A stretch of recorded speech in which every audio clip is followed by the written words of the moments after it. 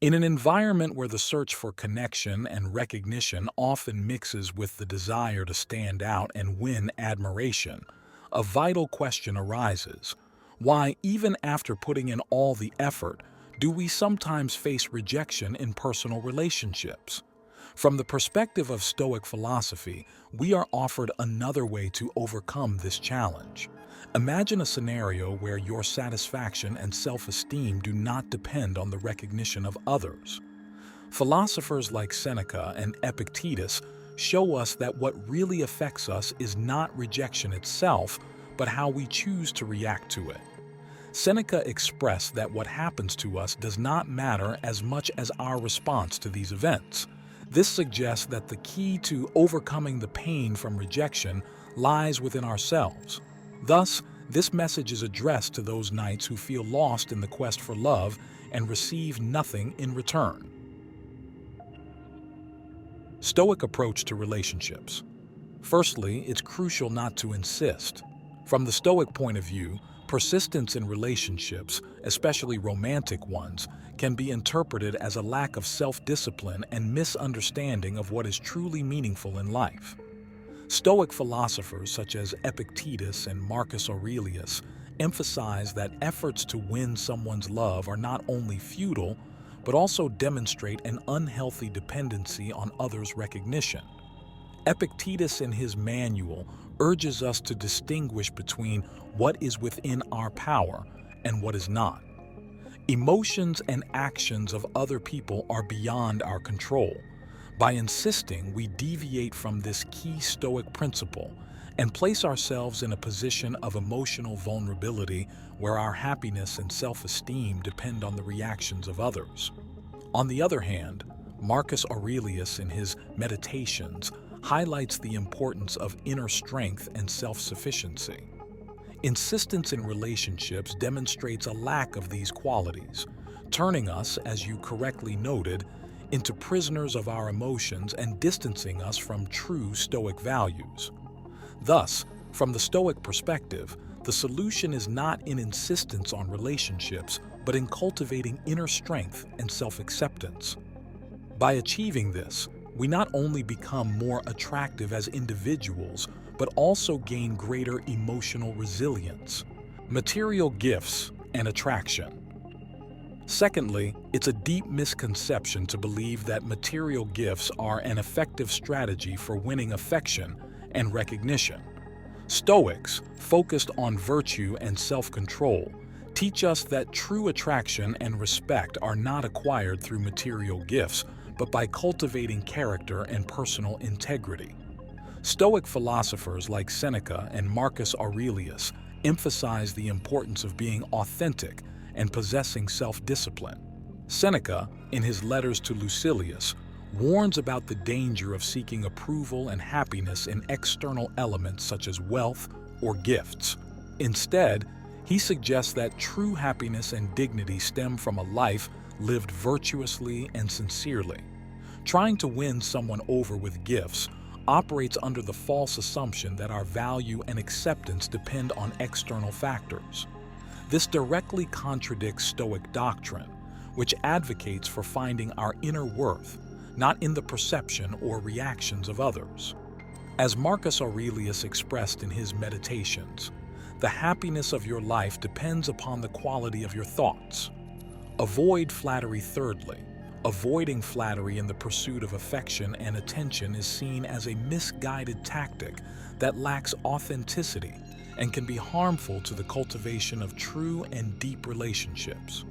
Stoics such as Epictetus and Marcus Aurelius instruct us that virtue and self-respect should not be based on external approval, but should focus less on the opinions of others and more on our own integrity and sincerity. Flattering someone to gain their approval, according to this philosophy, is an act of insincerity and a manifestation of dependency on the validation of others. Marcus Aurelius emphasizes the importance of being genuine and honest in all our interactions, offering genuine compliments and being truthful to ourselves. Such behavior contradicts the Stoic ideal of a life based on truth and authenticity. Moreover, using flattery as a strategy to attract someone reflects a lack of self-respect and confidence. Stoics believe that true strength and attractiveness come from a solid character, emotional self-sufficiency, and the ability to be in harmony with oneself and nature. Rather than seeking approval through flattery, we are encouraged to develop qualities such as wisdom, temperance, and justice, which are far more worthy of respect and admiration in the long term. Do not idealize. Fourthly, idealizing someone, especially in a romantic context, is viewed with great seriousness by Stoics, highlighting the need to maintain a realistic and balanced view of both ourselves and others. This tendency towards idealization can be interpreted as a form of emotional slavery, where we lose control over our feelings and discernment, allowing illusions to carry us instead of being guided by reality. Stoic philosophers such as Epictetus and Marcus Aurelius stress the importance of managing our perceptions and emotions effectively, idealizing someone over our mental peace and our ability to make rational decisions. Marcus Aurelius, in his Meditations, urges us to see people and situations as they are, not enhancing them through exaggerated perceptions as perfect or nearly divine. This deviates from reality, leading to unrealistic expectations and often to disappointment. From the Stoic perspective, idealizing someone also reflects an inner weakness and a lack of self-sufficiency. Stoics promote inner fortitude, where happiness and self-esteem do not depend on external elements like the approval or attention of others. Idealizing someone creates emotional dependency, which contradicts the self-sufficiency and resilience that Stoicism encourages. Instead of idealizing and placing someone on a pedestal, Stoics would encourage us to treat everyone justly and realistically, valuing genuine relationships based on mutual respect and a realistic understanding of each other's qualities. This leads to greater emotional stability and the development of stronger, more attractive, and healthier qualities in any relationship. Actions for others' sake, with hidden motives. The Stoic perspective offers a distinctive view on the essence of actions and their interpretation within interpersonal relationships. Stoics, such as Epictetus, caution against seeking approval or favor from others through our actions. In his Enchiridion, Epictetus emphasizes focusing on our own actions and motivations, paying no heed to the outcomes or how they are perceived by others. Acting with the goal of gaining affection or attention, especially in romantic relationships, is considered a form of external dependency, which Stoics reject. The act of showing kindness or providing services with the expectation of something in return, especially love or attention from someone, contradicts the Stoic belief that genuine virtue and dignity stem from behaving in accordance with reason and justice, without expecting external rewards. Monetary gifts and relationships. Regarding the issue of financial generosity in relationships, Stoicism places importance on authenticity, self-sufficiency, and the rational use of individual resources.